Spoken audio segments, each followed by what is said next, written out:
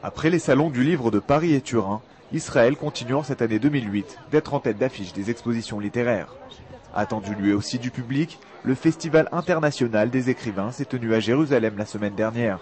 5 jours durant, il a réuni près de 80 auteurs, dont une quinzaine venus tout spécialement de l'étranger, pour faire partager leur vision de la littérature moderne et d'Israël.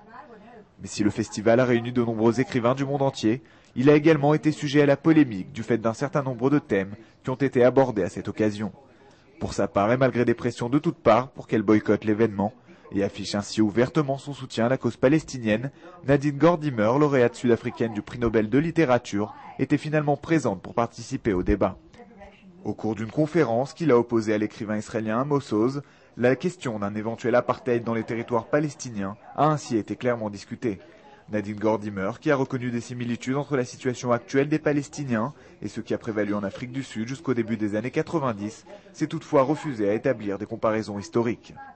Évoquant le conflit israélo-palestinien, Amos Oz a alors rappelé qu'il ne s'agissait pas d'opposer le bien au mal, d'autant que dans ce qu'il considère être une tragédie, les deux camps agissent de façon juste, autant qu'ils commettent parfois des erreurs selon lui. À l'image de ce débat, le Festival de Jérusalem a été riche en échanges, l'occasion pour Israël et sa culture de s'ouvrir au monde et de montrer l'étendue de sa diversité et de sa richesse.